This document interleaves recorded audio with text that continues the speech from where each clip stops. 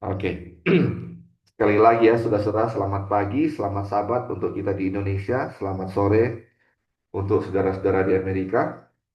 Hari ini hari Sabat tanggal 18 Oktober 2025.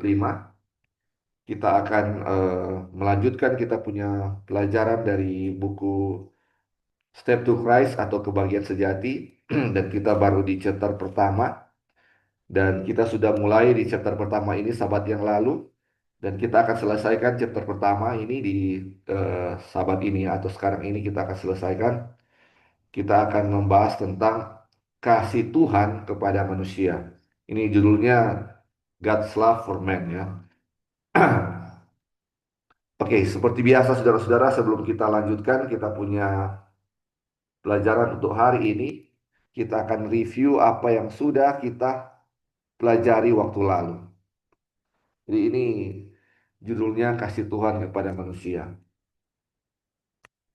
Jadi di awal waktu lalu kita sudah pelajari ini Ellen White melalui tuntunan Roh Kudus menulis bahwa alam atau ya ciptaan Tuhan ya di alam dan wahyu atau dari firman Tuhan menyatakan akan kasih Tuhan kepada manusia.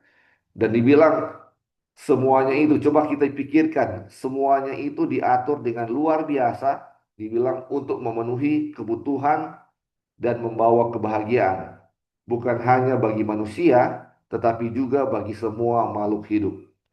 Jadi, ketika Tuhan menciptakan langit dan bumi, itu semuanya tujuannya untuk satu, kebahagiaan umat manusia. Sebelum manusia diciptakan pada hari ke-6, Tuhan sudah jadikan dari hari pertama sampai hari kelima, itu tanah, itu tumbuh-tumbuhan, matahari, bulan, dan bintang, burung-burung di udara, ikan-ikan di laut. Semuanya untuk apa? Kebahagiaan umat manusia. Dan juga untuk apa? Makhluk-makhluk yang lain. Semuanya berbahagia. Coba kita lihat. Setiap hari burung-burung bernyanyi dengan bahagia. Ini karena apa? Semua yang Tuhan ciptakan untuk kebahagiaannya burung-burung itu juga. Dan apalagi untuk kita manusia. Semuanya diatur untuk kebaikan dan kebahagiaan kita. Ini sangat luar biasa. Kasih Tuhan kepada manusia. Dia mau untuk kita apa? Berbahagia. Terus dibilang Allah menciptakan manusia dalam keadaan suci dan memiliki kebahagiaan sempurna. Dan bumi yang indah ketika keluar dari tangan Sang Pencipta tidak memiliki noda kebusukan atau bayangan kutuk. Jadi ketika Tuhan ciptakan manusia pertama kali itu apa katanya? Sempurna dan bumi indah. Ini indah, tidak ada noda dosa atau apa, kebusukan, kutuk tidak ada. Ini luar biasa. Tapi kita sudah tahu ya, manusia memilih untuk jatuh ke dalam dosa. Jatuh ke dalam dosa dan akhirnya ketika manusia berdosa ada apa? Kematian dan penderitaan di sana. Terus dibilang, namun bahkan di tengah penderitaan yang dihasilkan oleh dosa, kasih Allah tetap dinyatakan. Ini kita lihat dia bilang pelanggaran terhadap hukum Allah, hukum kasih telah membawa kesesaran dan kematian. Jadi kita lihat saudara-saudara, bahkan ketika manusia jatuh ke dalam dosa, kita masih bisa melihat keindahan alam ya. Kasih Tuhan masih bisa dinyatakan. Walaupun ada duri-duri di dalam tanaman, tapi kita lihat ada mawar di balik duri-duri itu. Ada kasih Tuhan yang masih tetap dinyatakan, walaupun apa? Manusia sudah jatuh dalam dosa. Bumi sudah dipenuhi oleh dosa, kasih Tuhan masih bisa dilihat oleh apa yang Tuhan sudah diciptakan bagi kita di dunia ini. Terus dibilang, pelanggaran terhadap hukum Allah telah membawa kesesaran dan kematian. Tetapi kita masih bisa melihat ada kebaikan dari apa? Ada cinta kasih Tuhan dari balik itu semua. Kita lihat ya ketika Tuhan bilang, ketika manusia jatuh dalam dosa, Tuhan mengutuk tanah. Dia bilang, curse, dia kutuk tanah for thy sake ya. Ini dia curse the ground for thy sake. Tuhan mengutuk tanah untuk kebaikanmu, untuk kebaikanmu. Dan kita sudah pelajari waktu lalu ya, ketika bagaimana caranya Tuhan mengutuk tanah, katanya untuk kebaikan manusia. Nah, kita sudah tahu ya waktu lalu, ini ketika manusia jatuh dalam dosa, eh, akibatnya adalah apa? Kesengsaraan dan kematian. Akan ada sakit penyakit di sana. Dan coba bayangkan kalau tanah itu tidak dikutuk, bayangkan kalau tanah itu tidak dikutuk ketika manusia jatuh dalam dosa. Tanah itu akan terus-menerus menghasilkan dia punya hasil dan manusia tidak bisa melakukan apa-apa. Manusia tidak melakukan apa-apa, hanya menikmati hasil. Apa yang akan terjadi? Manusia akan jatuh dalam sakit penyakit karena tidak melakukan suatu kegiatan ya. Ini tujuan Tuhan supaya manusia berpeluh, berkeringat adalah untuk kebaikan manusia demi kesehatan manusia karena dia sudah jatuh dalam dosa. Tuhan menumbuhkan waktu itu menumbuhkan sayur-sayuran untuk kebaikan manusia. Karena sebelum manusia jatuh dalam dosa cuma apa? Buah-buahan dan biji-bijian, sayur-sayuran belum diciptakan. Ketika manusia jatuh dalam dosa, maka sayur-sayuran pun sudah ada. Tuhan ciptakan sayur-sayuran. Tuhan ciptakan juga apa? Semak belukar supaya itu yang apa? Manusia mau usahakan untuk mengeluarkan itu dari tanah. Dengan itu manusia punya apa? Punya badan bisa bergerak demi kesehatan mereka. Dan waktu lalu juga kita sudah sempat singgung ya tentang Sodom dan Gomora, di mana tanah itu sangat subur sehingga menghasilkan hasil setiap tahun dengan limpah. Sehingga orang-orang di Sodom dan Gomora itu, orang-orang di Sodom itu katanya mereka bisa menikmati hidup tanpa perlu bekerja keras. Akhirnya waktu-waktu yang senggang yang ada pada mereka, mereka apa? Setan telah tuntut mereka untuk menghabiskannya dengan apa? Hidup berfoya-foya, berpesta-pesta, dan akhirnya dosa yang terjadi. Sehingga mereka sangat jahat dan Tuhan harus apa? Membinasakan mereka. Tuhan harus membinasakan mereka. Itu semuanya dengan karena apa? Kemalasan karena hasil tanah mereka yang sangat subur. Jadi ini kesuburan itu memang baik, tetapi ada dia punya sisi buruknya itu ya yang terjadi di Sodom. Mungkin saat ini kalau kita mau cari tanah, kita cari yang sangat subur ya saudara-saudara. Memang ya begitulah kita cari yang sangat subur supaya kita tidak perlu terlalu sibuk mengusahakan pupuk alami atau pupuk organik untuk kesuburan tanah. Tapi ini kita lihat ya, ini Tuhan telah melakukan semuanya ini ketika dosa masuk ke dalam dunia ini demi kebaikan kita ya, supaya kita bisa berusaha, bisa membuat sehingga bisa tanah kita bisa menghasilkan dengan usaha kita, dengan usaha kita. Terus dia bilang, dunia ini meskipun telah jatuh, bukanlah semata-mata tempat kesedihan dan penderitaan. Di dalam alam itu sendiri terdapat pesan-pesan pengharapan dan penghiburan.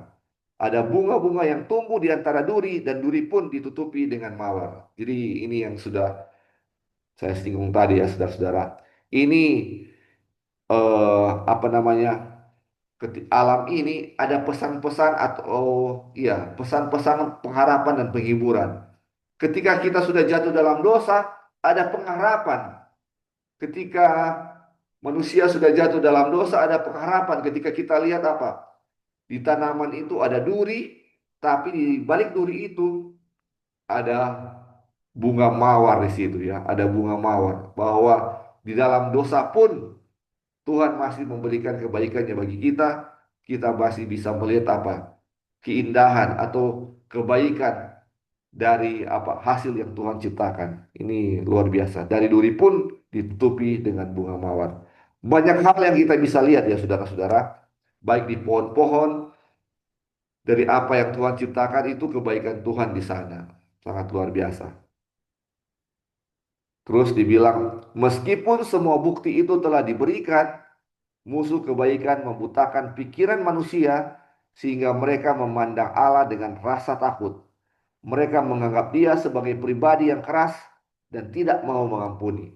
Jadi ini yang setan coba tanamkan ya di pikiran manusia bahwa Bapa itu atau Allah itu ini jahat ya. Ini sebuah sosok yang mau melihat di mana kesalahan kita, dan ketika kita membuat kesalahan dia akan segera akan apa? Menghukum ya. Dengan segera mau menghukum, mencari-cari mana yang salah, mencari-cari yang mana yang salah supaya apa? Bisa dia hukum ya. Tapi kita tahu Allah bukan seperti itu. Tapi ini yang coba ditanamkan setan ya. Sebagaimana juga ini adalah apa yang dipikirkan oleh apa? Dari apa orang-orang kafir ya, orang-orang kafir yang menyembah berhala. Mereka menyembah atau menyembah berhala, memberikan korban-korban, sesajen-sesajen kepada dewa-dewa mereka dengan satu tujuan agar supaya apa? Dewa-dewa mereka apa? Tidak marah kepada mereka. Supaya dewa-dewa mereka memberkati mereka, tidak marah, membuat dewa-dewa mereka senang. Makanya mereka memberikan apa? Persembahan atau ibadah-ibadah kepada dewa-dewa mereka. Dan itu masuk ke dalam gereja, di mana saat ini umat Tuhan ini memandang Tuhan, memandang Allah dengan rasa takut. Dengan rasa takut, bukan ini beda dengan takut akan Allah ya saudara-saudara. Rasa takut ini takut-takut kalau ini saya mau dihukum. Kalau saya bikin ini Tuhan ini kejam, dia akan segera hukum. Bukan seperti itu ya. Tuhan sangat baik bagi manusia. Tuhan sangat baik bagi manusia. Nah, ini kita lihat ya. Untuk menghapus bayangan gelap ini dengan menyatakan dunia kasih Allah yang tak terbatas, Yesus datang untuk hidup di antara manusia. Jadi, bagaimana caranya Tuhan mau hapuskan ini pikiran manusia yang memandang dengan rasa takut karena setan sudah menanamkan dalam pikiran manusia ini bahwa Tuhan itu keras seperti itu ya. Tuhan itu kejam. Tuhan itu hakim yang kejam yang akan menghukum setiap kesalahan. Apa yang Tuhan coba apa yang Tuhan lakukan supaya menghapus akan pikiran manusia yang seperti ini? Dia apa? Dia kirim anaknya yang tunggal untuk hidup di antara manusia. Jadi saudara-saudara, ketika Bapa mengutus anaknya, itu banyak misi yang akan dia jalankan. Kita sudah tahu bahwa salah satu misi adalah untuk apa? Menebus manusia supaya manusia bisa diselamatkan. Tapi bukan cuma itu. Salah satunya adalah apa? Menyatakan kasih Allah yang tak terbatas ketika Yesus datang hidup di antara manusia. Jadi Yesus menunjukkan dia punya kasih sebagaimana Allah itu adalah kasih. Nah, dia bilang anak Allah datang dari surga untuk menyatakan Bapa. Jadi makanya ketika Filipus bertanya, tunjukkanlah kami itu Bapa kepada Yesus, Yesus bilang, sekian lama aku bersama-sama dengan kamu Filipus dan kamu masih bertanya mau Allah itu seperti apa? Sebagaimana anak, begitu juga apa? Bapa. Jadi apa yang ditujukan ini yang ditujukan. Inilah pekerjaannya. Semua dia berkeliling sambil berbuat baik dan menyembuhkan semua orang yang dikuasai oleh iblis. Ada seluruh desa di mana tidak terdengar keluhan karena sakit di satu rumah pun, sebab dia telah melewati tempat itu dan menyembuhkan semua orang sakit di sana. Pekerjaannya merupakan bukti dari pengurapan ilahinya. Jadi saudara-saudara, salah satu Tuhan mengutus Yesus ke dunia ini adalah untuk menunjukkan kasihnya ya. Kasihnya kepada manusia. Apa yang dia tunjukkan adalah dengan perbuatan Yesus Kristus ketika di dunia ini menyembuhkan, berbuat baik, menolong orang. Bahkan dibilang ada satu desa yang satu pun tidak ada orang-orang sakit di rumah karena apa? Yesus lewat di desa itu. Dia sembuhkan semua orang sakit di desa itu. Bayangkan saudara-saudara. Coba bayangkan ya kalau di kampung kita tidak ada tidak satu orang pun yang sakit. Semua sehat karena Yesus lewat dari sana. Bagaimana kita lihat bahwa Tuhan sangat mengasihi kita ya. Tuhan sangat mengasihi kita. Sebagaimana Yesus sangat mengasihi umat manusia, itu semua di baliknya itu adalah Bapa mengasihi kita. Mungkin kita beda-bedakan ya saudara-saudara. Dan kalau kita masih berpikir seperti itu harus segera ditinggalkan ya. Kita pikir bahwa Yesus itu sangat baik dan Bapa itu yang akan siap menghukum ketika ada kesalahan, dia siap-siap menghukum. Dan ada Yesus di situ yang mau melindungi kita. Jadi seperti ada eh, apa namanya? Seperti ada pemeran antagonis dan protagonis ya. Jadi kayaknya seperti Bapak ini sesuatu yang hakim yang mau hukum kita dan Yesus ini sebagai pembela. Jadi Bapa mau hukum kita dan ada Yesus sebagai pembela.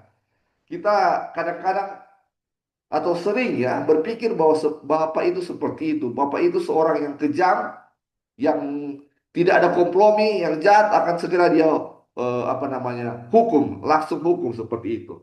Tetapi ini menunjukkan, pelajaran ini menunjukkan bahwa sebenarnya Bapa itu sangat baik kepada kita manusia. Sebagaimana Yesus sangat baik, begitu juga Bapa.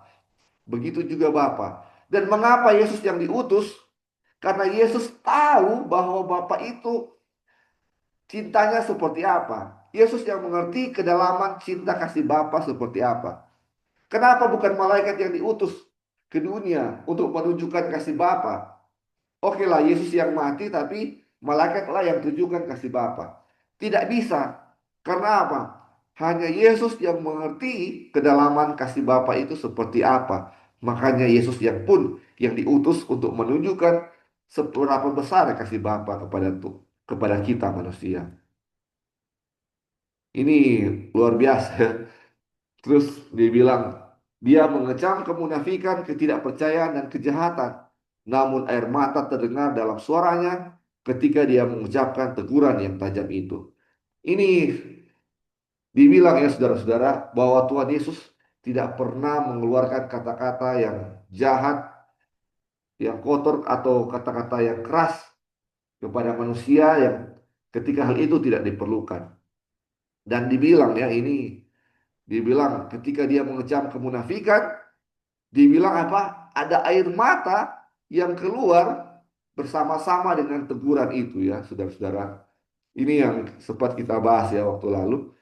Ketika dia tegur itu orang-orang Farisi yang seperti ular beludak. Mungkin kalau kita baca ya itu kayak dia marah ya seperti itu. Wah, kamu orang-orang munafik, kamu orang-orang apa namanya? Kamu orang-orang munafik, kamu seperti ular beludak. Mungkin kita ekspresikan kata-kata itu seperti itu. Tapi kalau kita baca ini, dibilang ketika dia mengecam itu kemunafikan, ketidakpercayaan, dia bilang apa? Ada air mata yang bersama-sama dengan teguran itu. Mungkin kalau saya bisa ekspresikan, dia bilang, mungkin, hei kamu orang-orang munafik. Sambil air matanya tercurah, dia menegur mereka. Aduh, ini luar biasa, saudara-saudara. Terus dibilang, demikianlah tabiat Kristus sebagaimana yang dinyatakan dalam kehidupannya. Inilah tabiat Allah. Dari hati Bapa mengalir aliran kasih ilahi yang penuh belas kasihan yang dinyatakan dalam Kristus dan mengalir kepada anak-anak manusia. Saudara-saudara, inilah tabiat Allah sebagaimana Kristus sudah tunjukkan kepada kita ketika dia ada di dunia ini. Inilah tabiat Allah. Allah itu kasih ya. Inilah bagaimana Kristus sangat berbelas kasihan. Bapa juga seperti itu ya saudara-saudara. Bapa juga seperti itu. Dibilang Yesus juru selamat yang lembut dan penuh belas kasihan adalah Allah yang menyatakan dirinya dalam daging. Ini Tuhan yang menyatakan dirinya dalam daging. Itu adalah Yesus Kristus. Itu dia punya kasih seperti itu. Kasihnya seperti itu. Jadi jangan pernah kita apa? Salah berpikir tentang Allah itu seperti apa. Allah itu kasih adanya. Allah itu kasih adanya. Ini Allah itu dia punya kebaikan apa yang sudah apa Tuhan Yesus tunjukkan kepada kita ya. Ini sangat luar biasa. Dan mengapa saudara-saudara kita perlu belajar ini akan kebaikan Tuhan kepada kita. Ini dari buku Step to Christ atau langkah-langkah kepada Kristus atau kebahagiaan sejati. Dia punya judul pertama adalah kasih Tuhan kepada manusia. Dan ada kutipan yang bilang eh only eh, apa namanya cinta dibangunkan oleh cinta atau love awakened by love ya atau kasih dibangunkan oleh kasih. Bagaimana kita bisa mengasihi Tuhan kalau kita tidak tahu akan kebaikan atau kasih Tuhan kepada kita? Jadi langkah pertama untuk datang kepada Kristus adalah apa? Lihat dia punya apa? Kebaikannya. Lihat Allah punya kebaikan, Allah punya kasih kepada kita manusia seperti apa. Ketika kita lihat kasih Tuhan kepada kita, maka kasih kita kepada Allah akan dibangkitkan. Jadi bukan karena kita kasih kepada Tuhan, lalu Tuhan mengasihi kita. Itu sama sekali terbalik ya saudara-saudara. Kita bisa mengasihi Tuhan oleh karena apa? Kita lihat apa? Kasih Tuhan kepada kita. Dan kita sudah pelajari saudara-saudara ya, sudah berkali-kali waktu lalu kita sudah pelajari bahwa tanpa Tuhan kita tidak bisa berbuat apa-apa. Walaupun perbuatan baik pun kalau tanpa Tuhan itu adalah dosa ya saudara-saudara. Nah, semuanya harus bergantung kepada Kristus. Dan bagaimana kita mau datang kepada Kristus kalau kita tidak lihat kebaikan Kristus atau kebaikan Tuhan, kebaikan Allah kepada kita. Ketika anak yang hilang datang kepada Tuhan, kembali ke rumah bapaknya, apa yang menarik dia kembali kepada bapaknya adalah kasih bapaknya kepada dia. Itulah yang dia tahu bahwa Bapa mengasihi dia sehingga dia apa? Pulang ke rumah. Itulah yang menarik dia pulang ke rumahnya. Coba dia pikirkan kalau Bapak itu jahat, Bapak itu kejam, apakah dia berani untuk pulang ke rumah setelah apa yang dia lakukan kepada bapaknya? Tentu dia tidak akan berani untuk pulang ke rumah kalau dia membayangkan bahwa bapaknya itu jahat.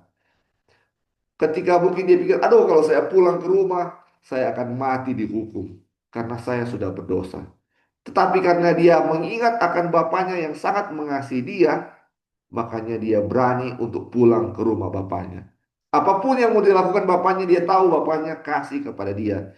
Dan dia ada keberanian untuk apa? Pulang ke rumah bapak. Itulah yang harus ditanamkan di dalam setiap pikiran manusia, bahwa Bapa atau Allah adalah kasih. Bahwa Allah adalah kasih. Ini adalah review yang sudah kita pelajari waktu lalu, saudara-saudara. Mungkin ada yang mau tambahkan dari apa yang sudah kita pelajari ini.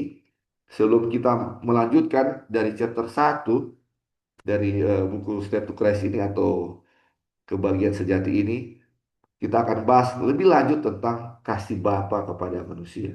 Mungkin ada yang mau tambahkan, dipersilakan.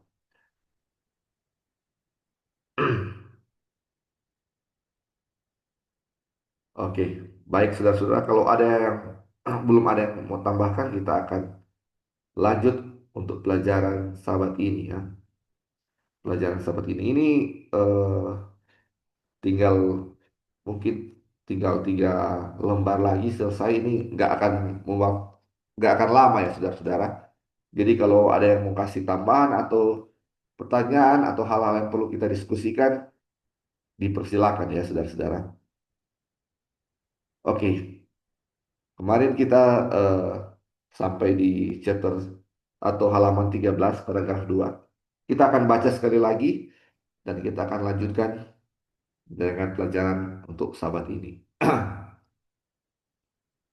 Dibilang, namun pengorbanan yang besar ini, oke kita baca di sini dulu ya. Dibilang, lihatlah di padang gurun, di Getsemani, di atas kayu salib, anak Allah yang tak bercacat itu memikul beban dosa. Dia yang telah menjadi satu dengan Allah, merasakan dalam jiwanya perpisahan yang mengerikan yang disebabkan oleh dosa antara Allah dan manusia. Dari bibirnya keluar seruan penuh penderitaan. Allahku, Allahku, mengapa engkau meninggalkan aku? Beban dosa, kesadaran akan kedahsyatan dan kebejatannya, serta perpisahan yang ditimbulkannya antara jiwa dan Allah, itulah yang menghancurkan anak manusia. Ini, saudara-saudara, ini kita melihat kasih Tuhan seberapa besar kepada manusia ketika dia kirim dia punya anaknya. Ini Yesus ini ketika masuk dalam ketika dia mati dalam dosa atau dia mati karena dosa kita, ketika dia dikirim oleh atau diutus oleh Bapa kepada kita untuk menebus dosa kita, ini dibilang ini ada suatu penderitaan yang dahsyat ya saudara-saudara. Selain dia bisa menanggung dosa manusia, bagaimana dia bisa apa? Terpisah dari Bapa karena dosa. Dan dia bilang yang menghancurkan hati anak Allah itu adalah itu ya. Beban dosa dan perpisahan dengan Allah itu yang menghancurkan hati anak Allah.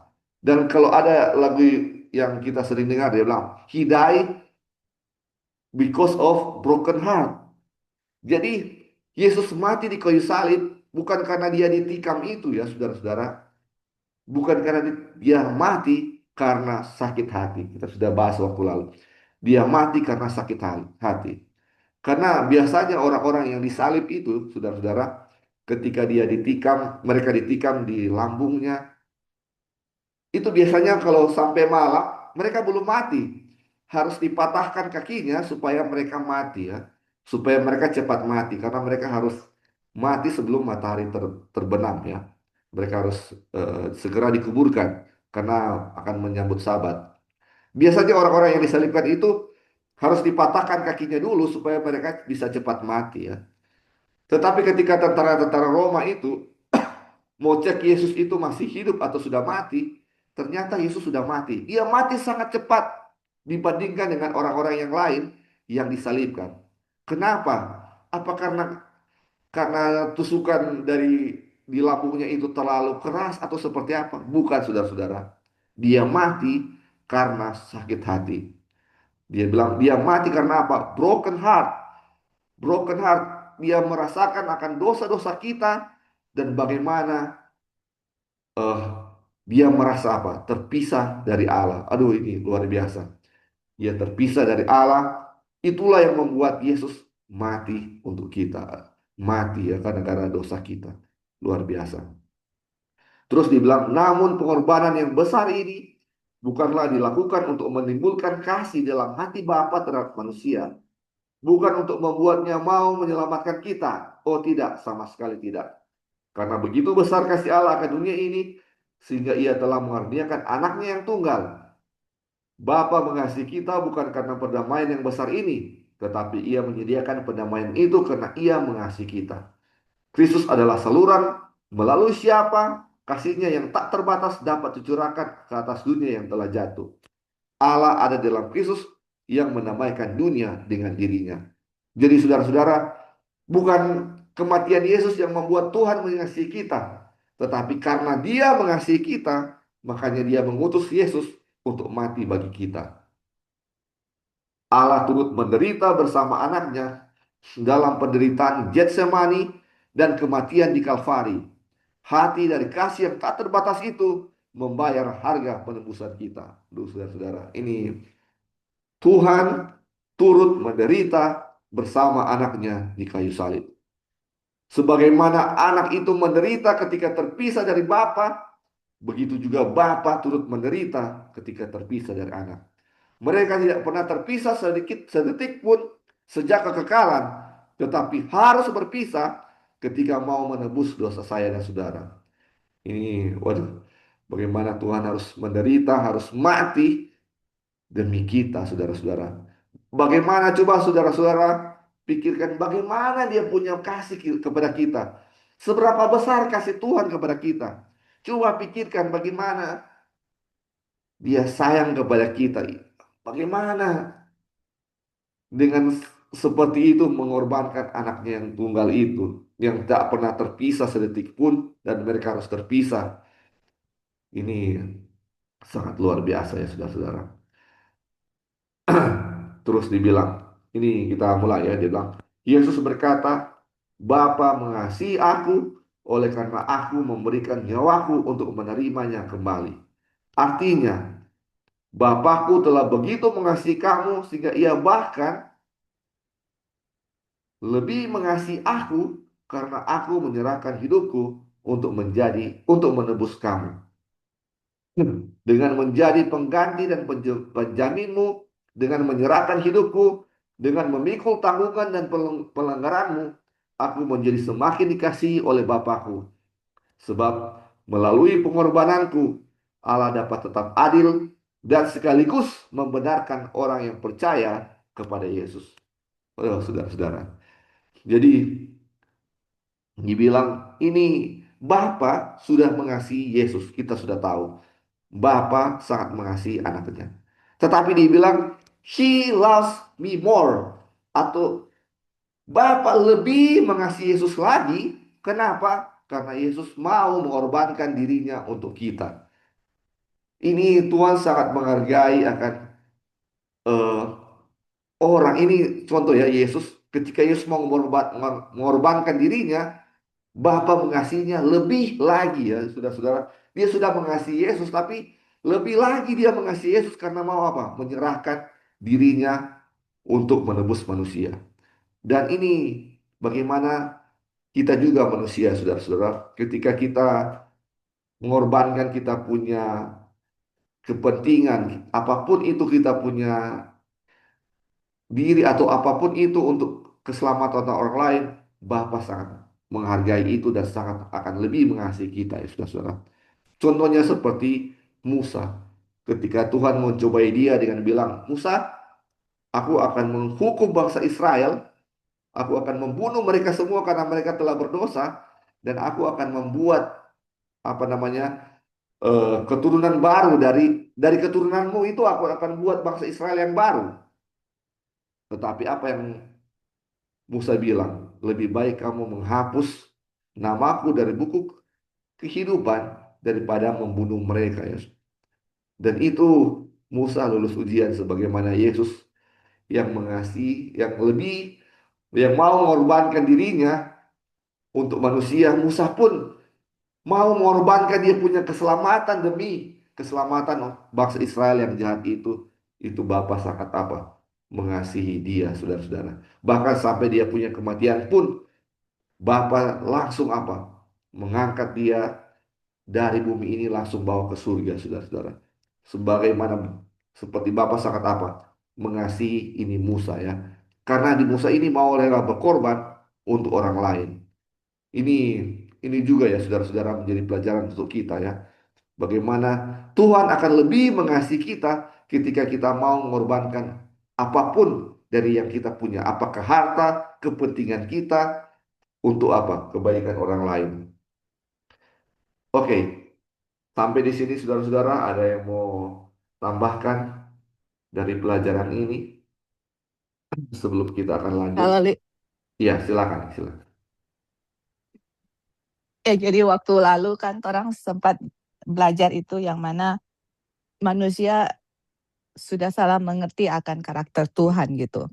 Jadi mungkin ada yang berpikir, oh Yesus sangat mengasihi kita, Iya, sedangkan Bapa siap untuk menghukum kita gitu. Tetapi betul. dari pelajaran ini kita lihat bahwa kalau kita semua melihat kehidupan Yesus di dunia ini, sebenarnya kehidupan Yesus itu hanya menyatakan akan ini Bapa begini gitu. Iya, Bagaimana Bapa, apa yang saya lakukan ini semua karena untuk menunjukkan akan kasih Bapa gitu. Jadi Bapa itu kalau kita lihat Yesus bagaimana ya begitulah Bapa gitu. Karena kita semua manusia sudah salah mengerti akan karakter Tuhan. Setan membuat kita manusia itu melihat Tuhan itu sebagaimana melihat dewa-dewa ya yang iya, siap untuk siap untuk membinasakan kalau kita salah, mau langsung dipanis, atau jadi kita harus membawa sesajen kah atau mau bikin iya, apa untuk meredamkan akan murka dari dewa-dewa itu gitu. Dan setan berhasil ya untuk melihat, untuk membuat manusia salah melihat akan karakter Tuhan. Dan itulah kalau teman-teman baca di buku Kerinduan Segala Zaman juga, chapter pertama juga begitu. Isinya mirip-mirip dengan buku Steps to Christ yang untuk menunjukkan akan karakter Bapa, di mana Yesus datang untuk memanifestasikan akan karakter Bapa gitu. Dan kita lihat kehidupan Tuhan Yesus di dunia ini kan penuh dengan self-sacrifice. Yang tadi Lali bilang, pernah di Alkitab mention, kalau kita nggak salah ya, ini khotbah yang orang ada dengar, kita sendiri dengar di hari Sabat, pendeta ada mention mengenai yang Alkitab bilang, the whole city itu, yang dimana Yesus berada itu, terus semua orang yang sakit di situ sembuh itu di Kapernaum. Jadi semua orang yang di situ dibawa, kalau tidak salah itu di rumah Simon Peter begitu, yang ada dia punya ibu mertua sakit gitu. But anyway, jadi di mana Tuhan Yesus berada, dia memberikan kesembuhan. Nah, itu juga teman-teman yang Tuhan Yesus inginkan untuk kita gitu. Bagaimana betapa besar kasih Bapa kepada kita, dia nggak mau ada satu orang pun menderita sakit gitu. Itulah kasih yang Tuhan Yesus tunjukkan kepada kita, dan itu berasal dari Bapa. Dan kemudian sebentar. Dan kemudian kita lihat bahwa tunggu Jun, hold on, just a second.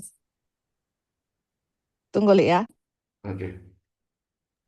Ya, jadi dia bilang kasih Bapa itu kita lihat di dalam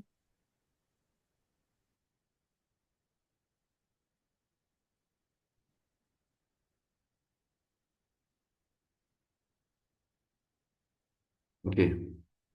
Jadi mungkin Loli, sorry. Ya, silakan.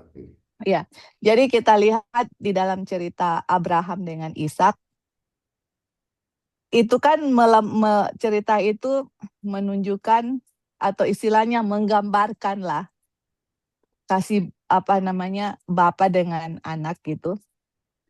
Dan kalau kita lihat, coba ya kita lihat dalam cerita Ishak dengan Abraham. Sebenarnya siapa yang lebih menderita gitu waktu Abraham mau korbankan Ishak Abraham. dalam perjalanannya itu menuju ke Gunung Moria.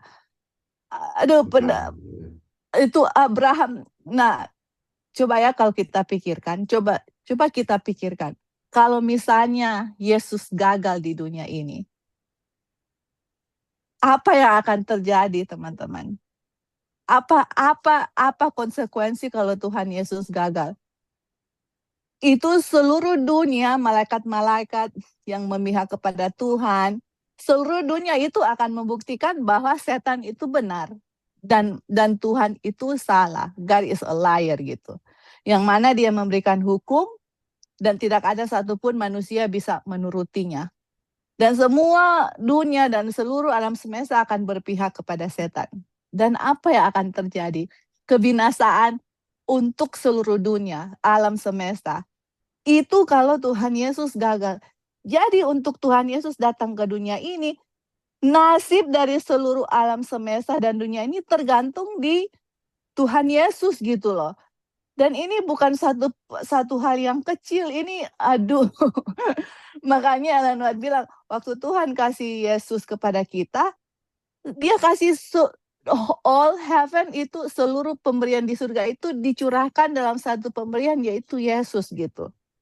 Dan waktu Tuhan memberikan Yesus kepada kita, coba ya kalau misalnya Lali, kita kasih contoh.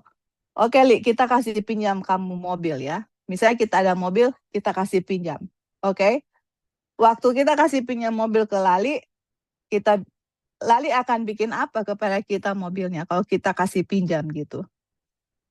Kalau kita kasih Oli, Dijaga. Jaga terus Lali, kalau kita kasih pinjam, at the end Lali akan kasih apa ke kita? Kasih balik kan? Ya. Kasih pulang. Kalau kita baca di buku Desire of Ages atau Kerinduan Segala Zaman, waktu Tuhan kasih kepada kita, dia kasih gitu loh. Apa yang Tuhan kasih kepada kita waktu dia kasih Yesus kepada kita? Yesus itu menjadi manusia untuk selama-lamanya. Dia kasih, I mean this is yours gitu. Ini kamu punya gitu. Tuh jadi di saat Yesus itu Tuhan kasih Yesus kepada kita, dia kasih Yesus untuk kita menjadi manusia untuk selama-lamanya. Kita manusia yang berdosa itu diangkat karena Yesus itu adalah the Son of God. Makanya kita juga menjadi anak-anak Tuhan melalui Yesus. Makanya kita bisa sebut Bapa itu our Father. Kita punya Father, saya punya Bapa karena hubungan kita dengan Yesus itu human gitu. Apa namanya, manusia yang sama levelnya, yang Yesus sebut Bapa itu Bapa, saya bisa sebut Bapa gara-gara Tuhan Yesus gitu. Walaupun di penciptaan itu ya kita juga disebut Son of God, tetapi waktu Tuhan Yesus Bapa kasih Yesus kepada kita, dia betul-betul kasih. Yesus itu nggak balik ke surga untuk menjadi apa namanya ya, untuk mengambil posisi sebelum dia menjadi manusia. Dia kembali ke surga, retain, Ellen White bilang dia retain his humanity for eternity. Kemanusiaannya untuk jadi dia kasih manusia jadi untuk kasih gitu loh. Dia nggak minta kembali lagi. This is yours gitu loh. Ini kamu. Jadi apa yang kita bilang kepada teman-teman semua, itulah Bapa.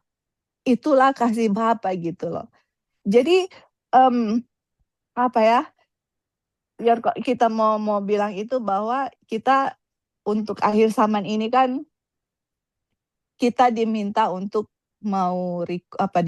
diminta untuk merepresentasikan akan karakter Tuhan Yesus, karakter Tuhan ke dunia, kan, ke seluruh dunia. Karena dunia ini sudah buta akan karakter Tuhan gitu.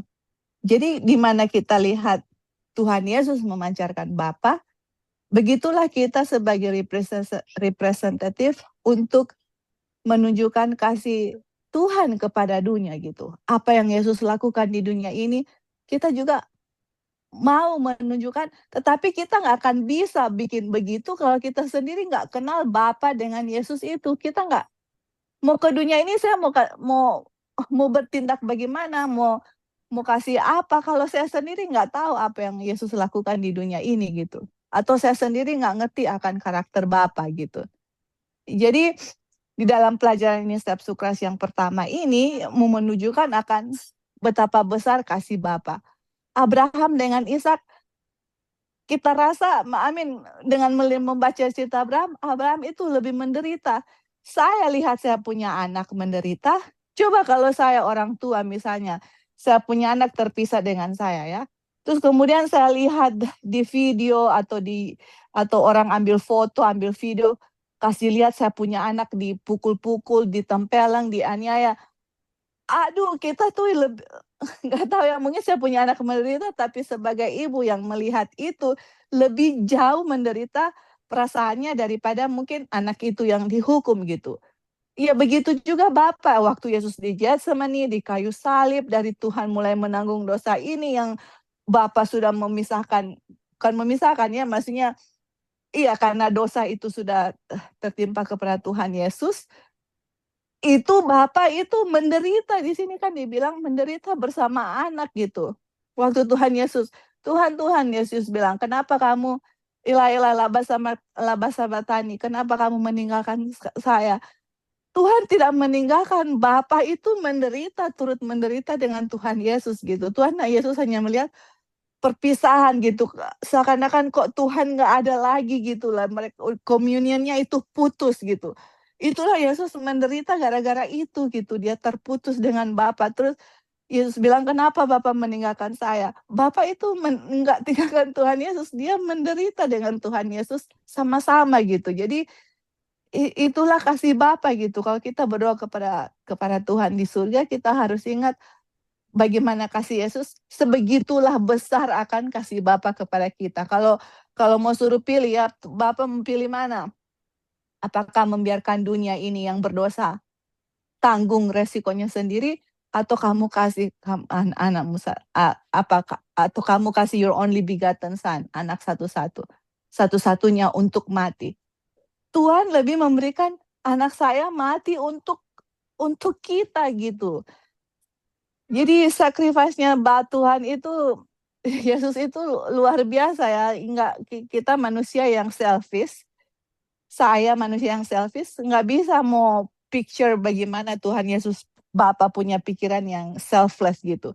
Kita manusia susah untuk mau grasp, untuk apa ya, untuk menangkap kasih itu karena kita selfish gitu. Jadi semakin kita mempelajari akan kasih Bapa, kasih Tuhan Yesus yang Yesus manifestasikan, semakin kita mencintai Tuhan Yesus. Karena kalau kita pun melakukan sesuatu, teman-teman, misalnya obedience, tetapi tidak berdasarkan, tidak ada kasih, saya mau menuruti karena saya takut dihukum, itu sudah selfish motive gitu. Tapi kalau kita melakukan itu berdasarkan kasih kita kepada Bapa, Yesus yang diam dalam kita, kasih Yesus diam dalam kita, itulah yang Tuhan Tuhan minta ya, karena Yesus juga di dunia ini begitu. Karena kasih Bapa tinggal di dalam dia, apa yang dia semua lakukan itu adalah berdasarkan akan kasih, tidak ada self di dalam dirinya. Dan itulah yang Tuhan mau untuk kita lakukannya, mau dalam pekerjaan untuk ministry kepada orang-orang, membawakan firman Tuhan di dalam keluarga kita, dimanapun saja kita berada, apapun yang kita lakukan, kalau kita mengenal akan kasih Tuhan, kita akan melakukan semuanya itu karena kita mengasihi Tuhan. Oke, Li, thank you. Terima kasih. Only by love, love awaken ya. Ini hanya oleh kasih, kasih dibangunkan. Jadi dengan melihat kasih Bapa kepada kita, kasih kita pun akan dibangunkan untuk mengasihi Dia ya, saudara-saudara. Mungkin ada lagi sebelum kita lanjut. Oke, kalau tidak ada kita lanjut ya. Tidak ada seorang pun selain anak Allah yang dapat melaksanakan penebusan kita. Sebab hanya Dia yang berada di pangkuan Bapa yang dapat menyatakan Dia. Hanya Dia yang mengenal ketinggian dan kedalaman kasih Allah yang dapat menyatakannya kepada dunia. Jadi saudara-saudara, ini dibilang tidak ada seorang pun selain anak yang dapat melakukan penebusan kita. Kenapa saudara-saudara? Karena dibilang hanya Yesus yang ada di basem ya. Ini dia punya, kalau terjemahnya, pangkuan Bapa yang dapat menyatukan dia, karena hanya Yesus yang katanya apa? Mengenal, dia punya ketinggian, kedalaman, dia punya kasih Bapa yang sangat besar. Cuma Yesus yang paling tahu.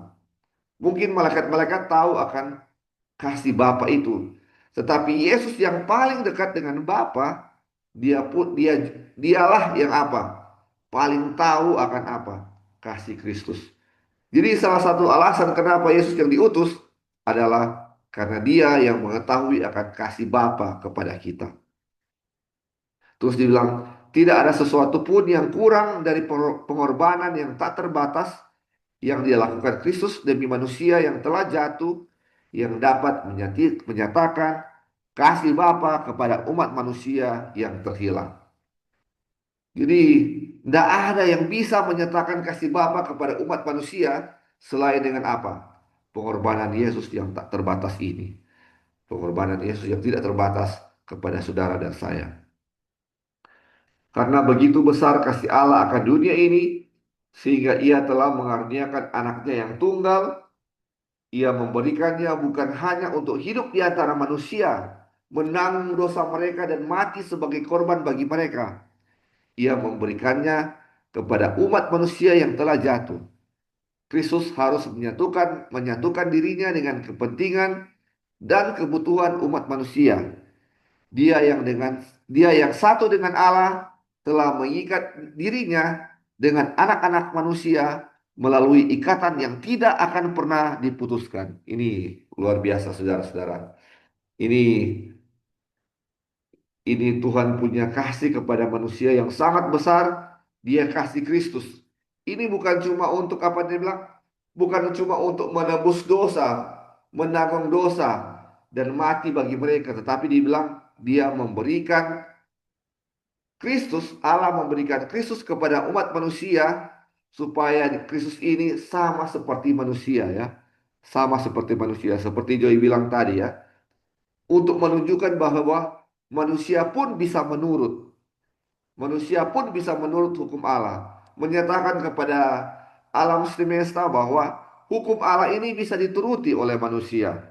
Dan Kristus ini adalah manusia. Dan dia bilang, ini dibilang ikatan ini tidak akan pernah diputuskan. Kristus akan selama-lamanya menjadi manusia. Jadi makanya waktu dibilang ya, ketika kita akan ke surga nanti, kita akan lihat bahwa tangan anak Allah atau tangan Kristus masih lubang seperti waktu dia setelah disalibkan ya. Tangannya masih membekas, luka paku di tangannya masih membekas. Kalau dia bukan manusia, saudara-saudara, itu luka ini tidak akan kelihatan, saudara-saudara. Tetapi karena dia tetap masih menjadi manusia, maka ketika kita diselamatkan, kita masuk surga bersama-sama dengan Kristus, kita akan melihat tangan sebagai lambang penebusan bagi kita. Akan melihat begitu besar kasih Allah kepada manusia. Kristus akan tetap menjadi manusia selama-lamanya. Ini luar biasa. Karena dia bilang dia link himself. Dia ikat dirinya, dia mengkoneksi dirinya dengan manusia. Terus dia bilang, Yesus tidak malu menyebut mereka saudara. Dia adalah korban pengganti kita, pembela kita, saudara kita yang membawa rupa manusia di hadapan tahta Bapa. Dan untuk selama-lamanya satu dengan umat manusia yang telah ditebusnya atau anak manusia. Ini yang dibilang tadi ya saudara-saudara.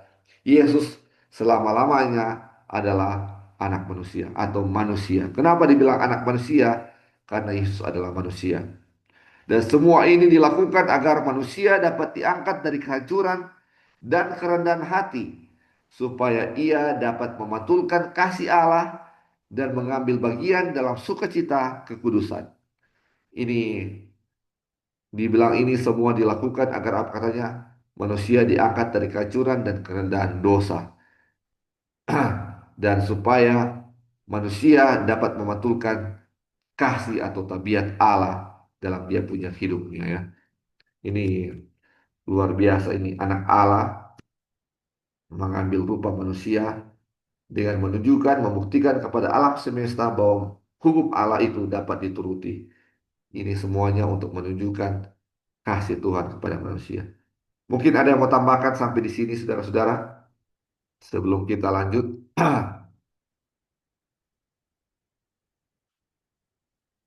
Kita tinggal sedikit lagi.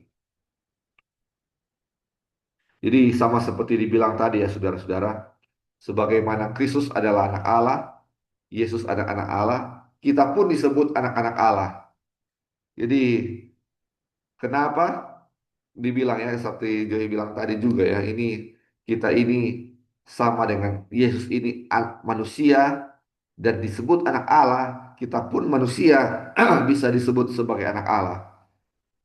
Bila kita mengerti akan kasih Kristus dan bila kita menyerahkan diri kita kepada kasihnya ya saudara-saudara. Bilang harga yang dibayar untuk penebusan kita, pengorbanan yang tak terbatas dari Bapa Surgawi dalam memberikan anaknya untuk mati bagi kita, seharusnya menuntut kita kepada pengertian yang lebih tinggi tentang apa yang dapat kita capai melalui Kristus. Saudara-saudara, ini kita lihat ya, ini pengorbanan Kristus, pengorbanan bagaimana ketika Bapa memberikan Kristus untuk mati bagi kita, kita lihat ya ini seberapa besar yang kita dapat capai melalui Kristus.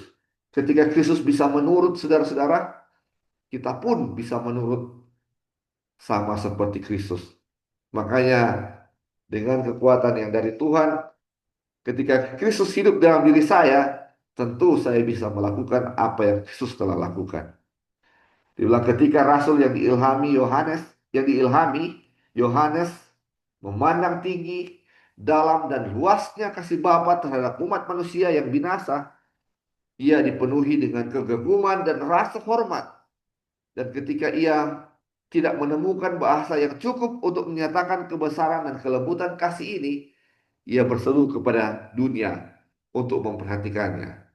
Lihatlah betapa besar kasih yang dikaruniakan Bapa kepada kita, sehingga kita disebut anak-anak Allah. 1 Yohanes 3 ayat 1. Saudara-saudara, ini saudara-saudara, bisakah kita sama seperti Yohanes ketika kita lihat ini kasih Tuhan ini yang sangat luar biasa kepada kita? Ini Yohanes bilang tidak ada bahasa yang bisa dia ucapkan untuk untuk menunjukkan kasih Tuhan yang sangat besar. Makanya dia cuma bilang apa? Lihat Jo, lihat saja. Lihatlah, behold, betapa besar kasih karunia yang dikaruniakan Bapa kepada kita. Sampai dibilang kita juga disebut anak-anak Allah. Ini kurang apa lagi ya saudara-saudara? Kita sudah jatuh dalam dosa. Harusnya binasa, Tuhan selamatkan kita supaya kita tidak binasa. Dan sekarang kita disebut anak-anak Allah. Kita itu disebut, kita menyebut Tuhan itu Bapa. Sama seperti Yesus menyebut Tuhan itu Bapa. Aduh, luar biasa saudara-saudara. Privilege-nya luar biasa kita punya eh apa ya kita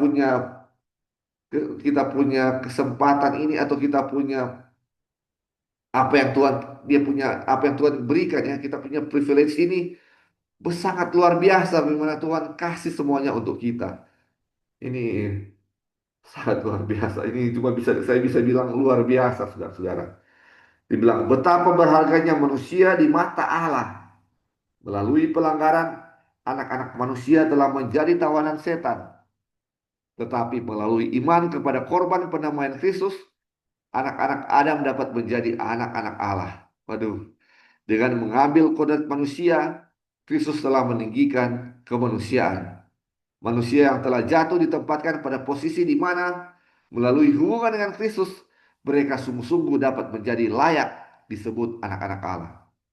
Ini luar biasa, saudara-saudara. Ini kita sebagai manusia sangat berharga di mata Tuhan. Di mata Tuhan. Kita telah jatuh dalam dosa, tetapi Kristus telah mendamaikan kita, sudah mati untuk kita, dan bahkan kita disebut anak-anaknya ya saudara-saudara. Dan ini Tuhan ambil, Kristus ambil kita punya kemanusiaan, kodrat ini, kodrat atau kita punya human nature ya, kita punya kealamian sebagai manusia, supaya ini kita punya kemanusiaan bisa ditinggikan ya. Kalau dulu manusia itu tidak bisa menurut, sekarang manusia itu bisa menurut. Sebagaimana Kristus tidak pernah tidak menurut ya sudah dia menurut segala hukum kasih yang diberikan Tuhan kepada manusia. Dia bisa menurut, menunjukkan kepada alam semesta bahwa manusia bisa apa? Menurut hukum Tuhan. Menurut hukum Tuhan. Dan ini ketika kita diangkat, kita punya kodrat ya atau kita punya nature ya bahwa kita bisa menurut dan ini menjadi pelajaran bahwa kita memang bisa menurut dengan Kristus ada dalam diri kita. Jadi kalau kita belajar di pelajaran sebelumnya kita harus tahu kita punya kealamian itu seperti apa. Kita punya nature-nya seperti apa. Bahwa kita itu tidak bisa menurut. Kita itu terbabit dalam dosa dan hanya Kristus yang bisa menurut. Dan bagaimana dengan ini kita belajar bahwa kita bisa menurut di mana Kristus ketika kita apa? Mencari Kristus karena kita ini manusia ketika jatuh dalam dosa tidak bisa berbuat apa-apa. Tidak bisa berbuat apa-apa. Kita tahu mana yang benar, tetapi kita melakukan apa yang salah, apa yang jahat. Makanya saudara-saudara, ini ya, kebergantungan kita kepada Kristus adalah satu-satunya jalan keluar bagi kita ya saudara-saudara. Keluar bagi kita. Di mana kasih Tuhan yang sangat besar dia sudah berikan supaya kita berhak menerima akan apa? Apa yang Tuhan berikan kepada Kristus. Saudara-saudara, sampai di sini ada yang mau tambahkan? Kita tinggal satu halaman lagi akan selesai. Ada mungkin ada. Kalau Ya, silakan, silakan. jadi untuk melihat bagaimana kita itu di elevate atau diangkat gitu sampai kita bisa disebut the son of God, anak-anak Tuhan. Em, Kalau kita lihat di dalam tingkatan ya, tingkatan itu kayak Tuhan, malaikat, baru manusia, baru binatang kan, seperti itu. Tapi kalau kita lihat em, di antara Tuhan dengan manusia, kan ada Tuhan, malaikat dulu kan, baru manusia, seperti itu. Tapi waktu Tuhan Yesus datang ke dunia ini dan Tuhan memberikan Yesus untuk kita, kita itu diangkat lebih, dia punya hubungan ya, koneksi itu, kita itu lebih dekat gitu di dalam relationship-nya antara Tuhan dengan malaikat, karena kita disebut the son of God gitu, the sons of God, anak-anak anak Tuhan gitu. Kenapa? Karena kita itu satu level dengan Yesus gitu. Jadi, aduh, luar biasa bagaimana kita itu, orang bilang sudah di God, sudah di yang paling buruk itu, terus kita diangkat seperti contoh, sepertinya saya ini sepertinya anak dari seorang pengemis yang tidak ada rumah, tidak ada tempat tinggal, orang yang tidak berdaya, nggak ada apa-apa, terus saya diangkat dan saya bisa menjadi anak dari seorang raja atau presiden gitu. Gimana gitu ya maksudnya. Jadi aduh, istilahnya begitulah Tuhan Yesus gitu, mengangkat kita dari keterpurukan kita akan dosa, dan kita tahu ya bahwa di dunia kita ini akan menjadi pusat pemerintahan nanti. Bagaimana Tuhan akan mengangkat kita gitu loh, yang mana inilah dosa dunia yang tercemar oleh dosa gitu ya, yang sudah hilang, kemudian Tuhan menebus kembali dunia ini, Tuhan Yesus menyerahkan dirinya untuk menebus dunia ini, dan kemudian dunia ini akan diangkat above everything, istilahnya diangkat dari lebih tinggi dari semuanya gitu. Maksudnya emangnya kita siapa gitu kok Tuhan memperlakukan kita manusia yang jahat, yang kotor dan najis ini, Tuhan mau menerima kita menjadi anak-anaknya. Itu kan seakan-akan tidak, maksudnya nggak adil ya, dia punya pertukaran gitu. Makanya di buku Kerinduan Segala Zaman bilang kita di-treat, kita diperlakukan apa ya, itu dia punya kata-kata, istilahnya Tuhan Yesus, kita yang seharusnya diperlakukan, karena kita yang berdosa, kita yang harusnya mati, tapi Tuhan Yesus yang mati untuk kita, supaya kita mendapatkan sesuatu yang kita nggak layak dapat, tapi kita dapat karena Tuhan Yesus gitu loh. Jadi luar biasa Tuhan Yesus punya pengorbanan untuk kita melihat akan kasih Bapa.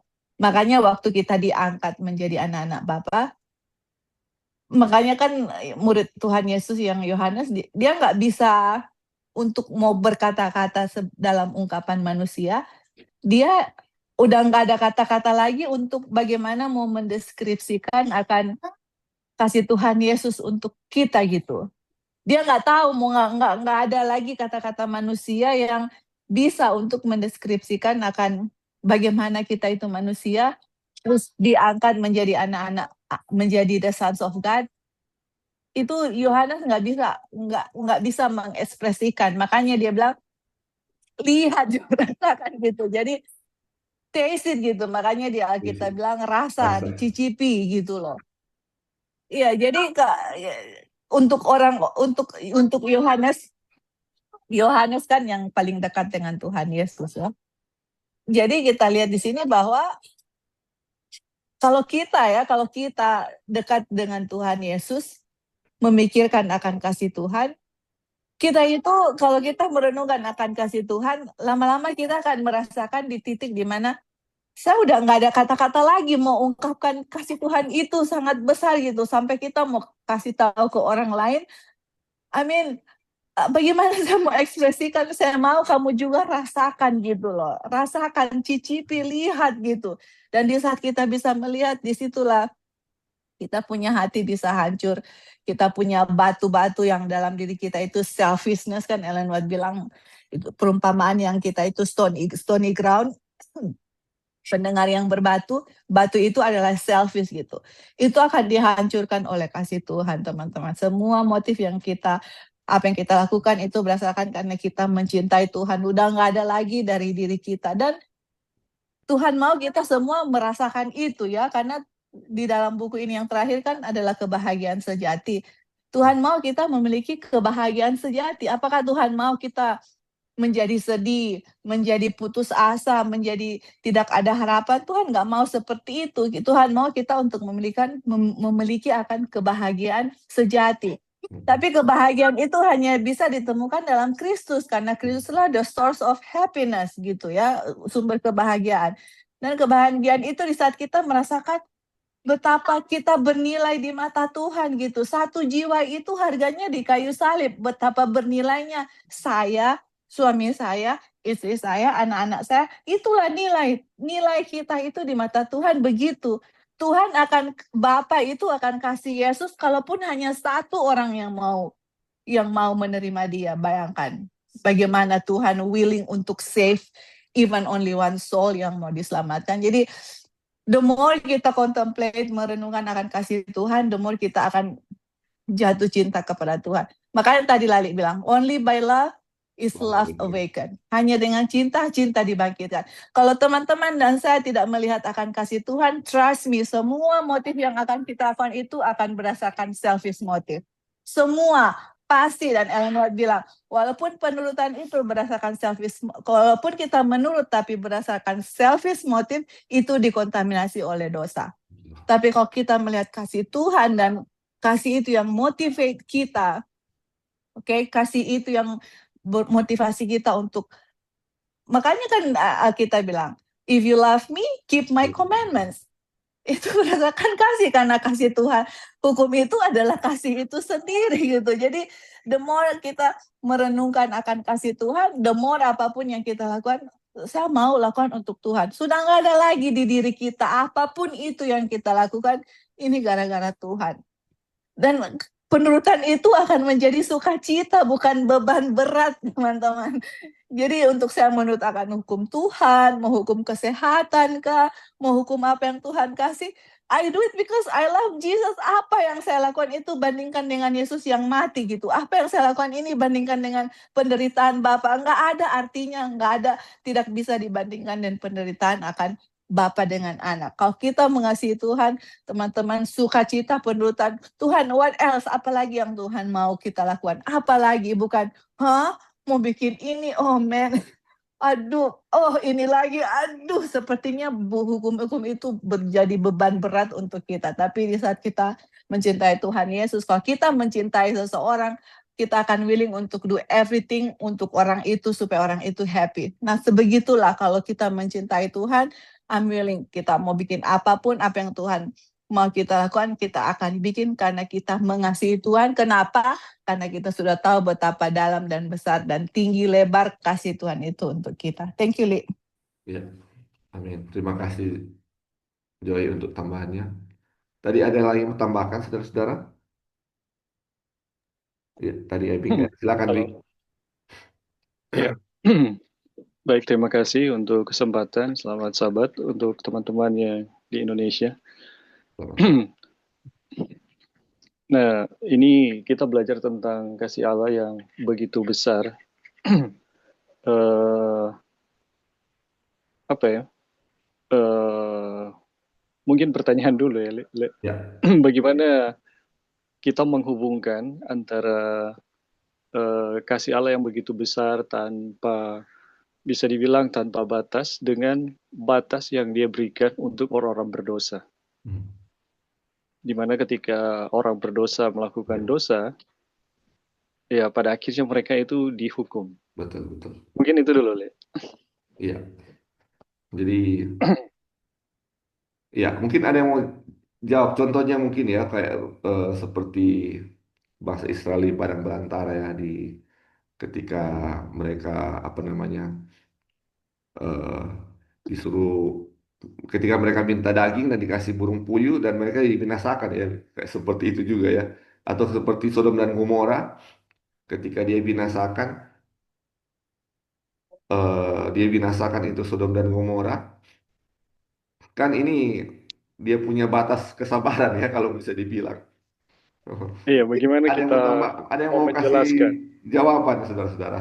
Ini apa apa yang Tuhan lakukan ini berarti Tuhan punya batas kesabaran seperti apa? Apa yang sampai melampaui dia punya batas kesabaran sehingga dia bisa menghukum manusia. Sedangkan kita pelajari bahwa Tuhan ini sangat mengasihi kita.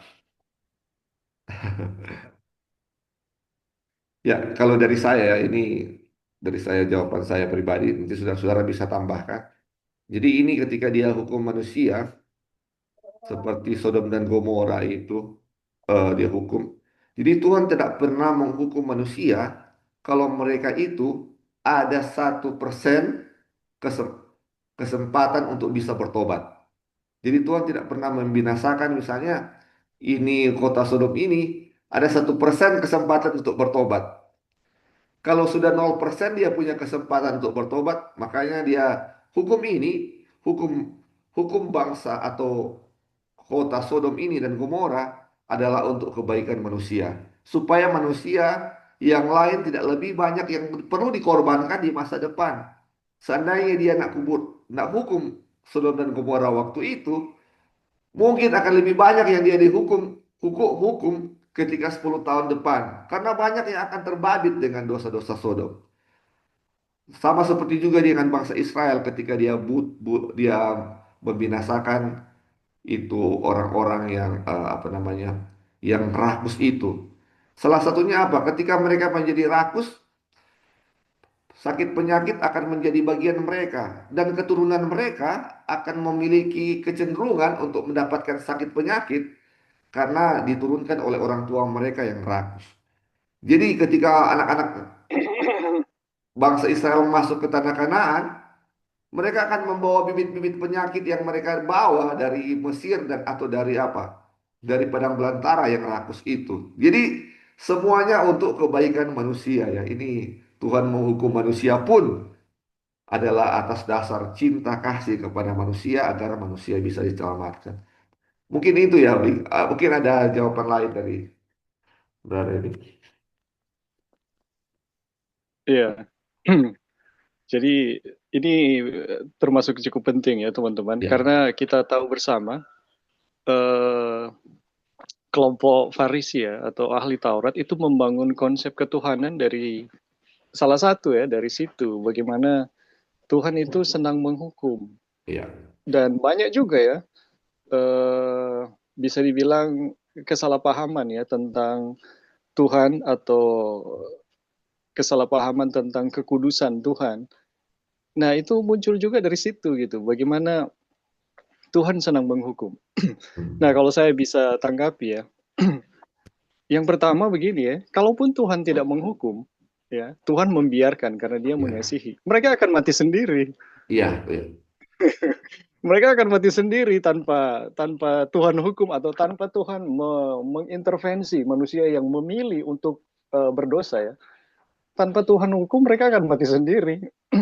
Dan kita bisa lihat ya dunia sekarang, kalau Tuhan tidak hentikan, mereka akan mati sendiri. Sodom dan Gomora, kalau Tuhan tidak hentikan, mereka akan mati sendiri dengan penyakit gitu. Jadi sebenarnya tanpa Tuhan intervensi, mereka akan binasa gitu. Cuma karena kasihnya yang begitu besar, jangan sampai mereka begitu lama dan pengaruh mereka terhadap ya, sesama pengaruhnya. manusia itu ya menjadi pengaruh ya Ya, semakin meluas, ya itu harus dihentikan. betul. Karena salah juga Tuhan kalau adalah satu kesalahan ya kalau Tuhan membiarkan orang lain yang seharusnya tidak menderita itu menderita gitu. Itu Betul. adalah hak Tuhan untuk membela manusia yang lain atau makhluk yang lain. Salah satu contoh ya, itu di Saman Air Bah, itu sampai hewan itu udah mengalami kerusakan yang luar biasa, Hmm. dinosaurus dan lain-lain ya. Itu akibat dari ketika Tuhan membiarkan ya. Ya, jadi luar biasa manusia. Manusia mengeksplor alam ini dengan keberdosaan, itu luar biasa jahatnya manusia. Nah, jadi kalaupun Tuhan tidak intervensi ya, tidak binasakan, wah mereka akan binasa sendiri, dan memang itu harus dihentikan karena itu adalah pemandangan yang mengerikan ya, dan itu bisa berefek ke orang lain atau ke Ya. orang-orang sekitar ya yang menerima pengaruh mereka, entah memberi gambaran yang salah atau memberi efek-efek buruk yang bisa terjadi ya. Dan kemudian eh, pemberontakan itu sendiri itu berakibat dari kesalahpahaman tentang kasih Tuhan itu sendiri. Kenapa Hmm. orang berdosa terus-terus melakukan dosa? Karena mereka melihat Tuhan itu tidak mengasihi. Kalau teman-teman belajar ya, dosa sebenarnya berakar dari situ. Kesalahpahaman tentang siapa Tuhan gitu. Makanya orang berbuat dosa terus gitu. Nah, bagaimana kedatangan Yesus ke dunia ini itu mau menyatakan siapa Tuhan sebenarnya, sehingga dengan memahami siapa Tuhan sebenarnya, manusia punya kekuatan untuk kembali kepada Tuhan. Kalau manusia melihat Tuhan dalam gambar yang diciptakan ya oleh oleh iblis ya, oleh Lucifer ya, bahwa Tuhan itu jahat, semua kita nggak punya kekuatan untuk datang kepada kesucian atau kekudusan. Semua kita akan kehilangan kekuatan. Karena akar dari setiap dosa adalah ketakutan.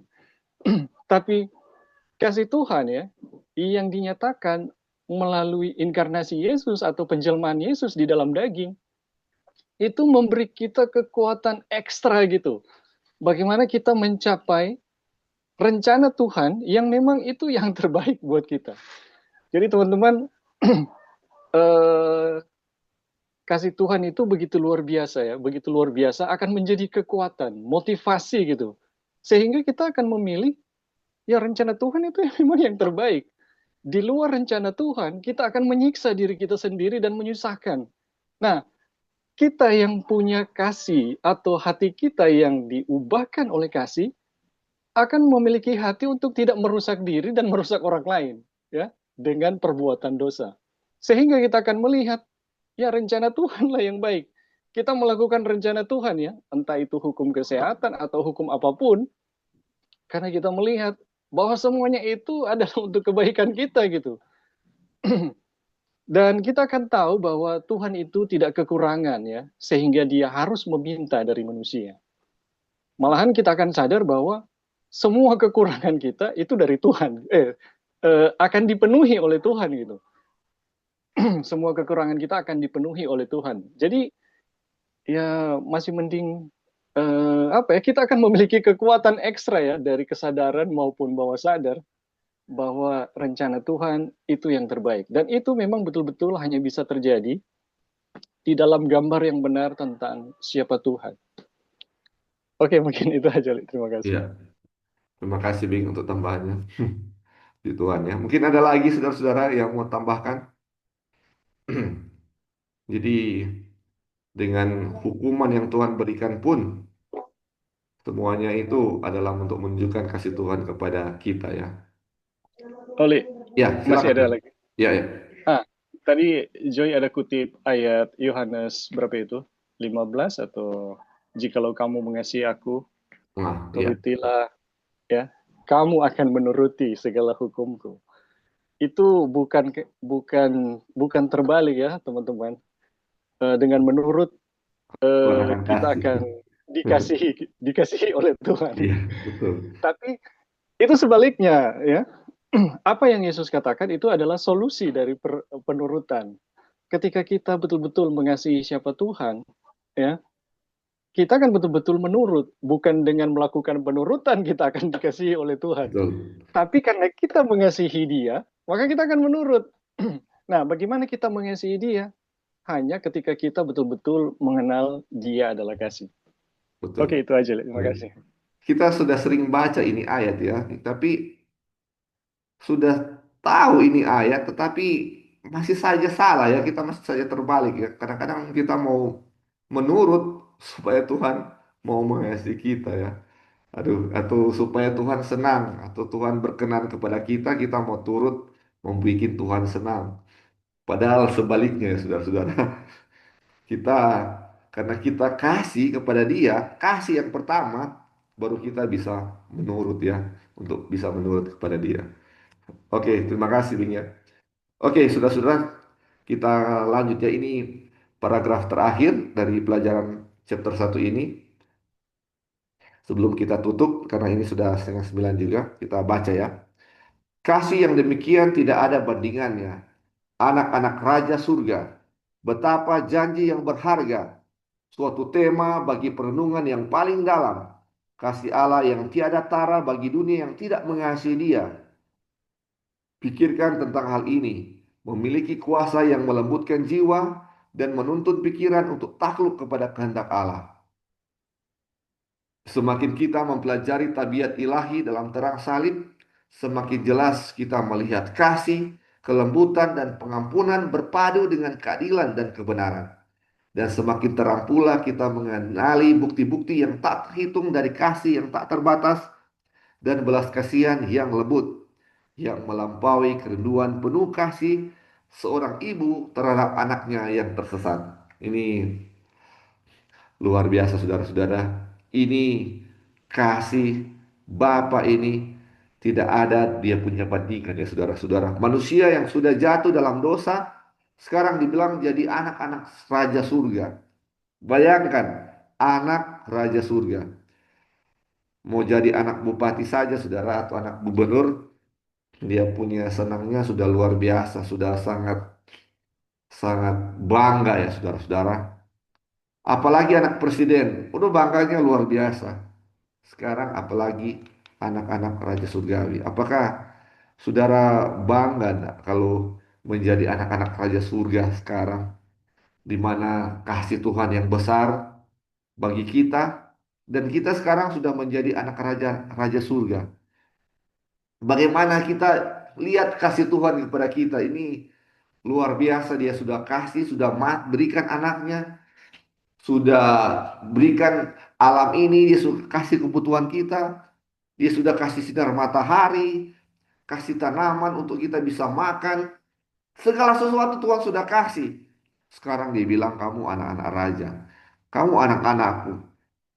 Aduh ini betapa besar ini kasih Tuhan kepada kita. Nggak bisa dibilang dengan kata-kata. Sekarang ketika lihat kasih itu kepada kita, kasih Bapa kepada kita, apakah kasih kita tidak akan dibangunkan oleh dengan melihat hal ini? Ini kasih Tuhan inilah yang bisa melembutkan dan menuntut pikiran kita untuk datang kepada Tuhan ya, untuk takluk kepada kehendak Allah. Jadi saudara-saudara, apa yang harus kita pelajari setiap hari adalah untuk mempelajari akan kasih Kristus, kasih Tuhan kepada kita. Lihat bagaimana pengorbanannya di salib. Lihat dia punya keadilan kepada kita walaupun dia menghukum. Tapi itu semuanya untuk kebaikan kita. Semuanya untuk kita dan untuk kita. Tidak ada untuk dia sebenarnya, saudara-saudara. Dan dibilang kasihnya adalah lebih dari apa? Kasih seorang ibu terhadap anaknya yang tersesat. Bayangkan, saudara-saudara, kita bisa membayangkan kasih ibu kepada anak-anaknya seperti apa. Kalau mereka sakit, seorang ibu, bahkan seorang ayah pun, aduh, lebih baik sakit anak saya itu saya yang ngerasa.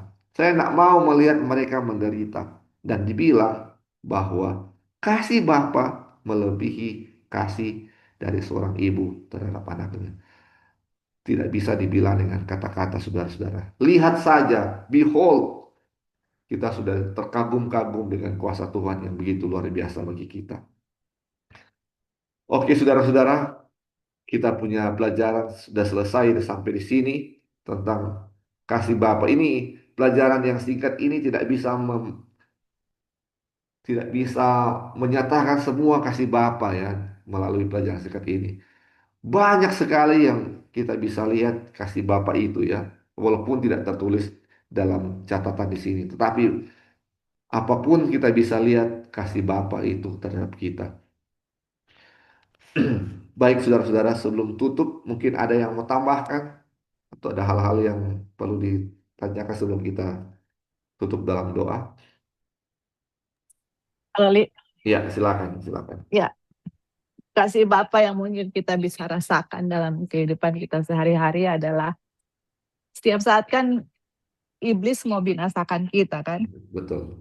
Dia mau bunuh kita gitu. agen-agennya mau bunuh kita. Tetapi di saat kita pun berdosa, Tuhan masih melindungi kita gitu. Istilahnya Tuhan masih kasih kesempatan lah. Iya, Kita hidup ini adalah kesempatan. kesempatan untuk apa? Untuk bertobat, Iya, untuk betul. melihat kasih Tuhan. Saya harusnya mati gitu loh. Kalaupun saya dihukum itu sebenarnya, I mean, sebenarnya kita sebenarnya sudah mati in the first place anyway. Sebenarnya saya nggak layak untuk hidup anyway gitu Iya, loh. Kalau Tuhan hukum itu, maksudnya ya itu keadilan Tuhan ya, misalnya iya, itu keadilan Tuhan. Saya hidup ini pun sebenarnya saya nggak layak hidup gitu kalau misalnya bukan Tuhan yang kasih saya kesempatan. Saya tidur, saya bangun, itu kasih Tuhan gitu. Saya bernapas, kasih Tuhan. Kenapa? Ada kesempatan yang Tuhan berikan kepada saya untuk, apakah ada dosa yang saya lakukan yang saya belum datang mengakui kepada Tuhan. Apa apa yang saya harus lakukan untuk Tuhan hari ini gitu. Apa kira-kira yang saya belum benar di hadapan Tuhan. Itu kesempatan, because there is no guarantee kita untuk 1 jam ke depan, besok pagi, bulan depan, minggu depan, nggak ada guarantee. Hari ini saya bangun, saya ke gereja, saya masih bisa berbakti dengan bebas. Itu kasih Tuhan untuk kita. Dan di saat pun nanti akan datang di mana kita sudah tidak ada kebebasan untuk berbakti kepada Tuhan, disitulah akan menunjukkan apa saya mengasihi Tuhan gitu loh. Tapi kalau saya nggak lihat kasih Tuhan setiap hari, nggak merasakan, nggak menikmati akan kasih Tuhan, nggak mendalami, teman-teman, kita nggak akan bisa menurut hak kasih Tuhan. Hari hukum, hari Sabat itu akan ada persecution, udah ketakutan gitu ya. Tapi di saat saya sekarang saat ini masih bernapas, masih bisa belajar bersama-sama, masih bisa berbakti dengan freedom, masih semuanya Tuhan itu.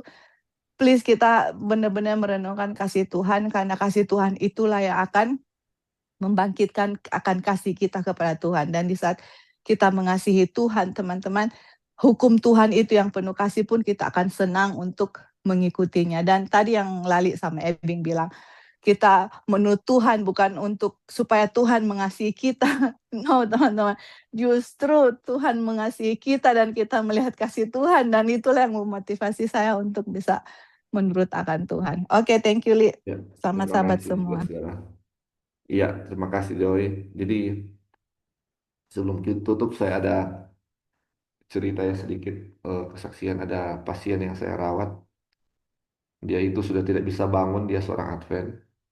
Dibilang Tuhan itu sangat baik bagi dia. Walaupun dia sudah tidak bisa bangun, dibilang saya ini jahat, saya ini orang berdosa. Dan dia bilang di balik sakitnya itu, dibilang Tuhan sangat baik. Dia merenung akan dia punya kesalahan dan dia melihat bahwa Tuhan itu sangat baik. Walaupun Tuhan izinkan dia menderita sakit yang saya lihat itu dia sangat menderita, tidak bisa bangun lagi. Tetapi di balik-balik semua itu kita bisa melihat bahwa Tuhan sangat baik. Tuhan izinkan mungkin kita mengalami pencobaan, sakit atau apapun itu supaya Tuhan kita bisa melihat akan kebaikan Tuhan. Kadang-kadang kalau kita sehat atau eh, tidak dapat memiliki pencobaan, kadang-kadang kita lihat kita nggak bisa melihat kasih Tuhan karena kita terlalu sibuk atau terlalu banyak hal-hal lain yang kita lakukan dan tidak bila melihat kasih Bapa.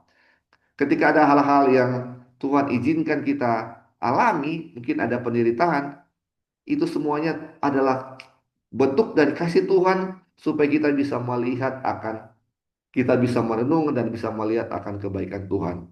Kadang-kadang ujian diizinkan untuk melihat kasih Tuhan kepada kita.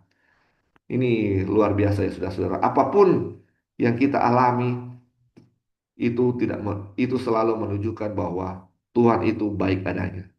Setiap alam firman Tuhan yang kita baca hanya menunjukkan bahwa Tuhan mengasihi kita. Baik saudara-saudara, pelajaran kita sampai di sini. Saya bawa dalam nama Yesus. Amin.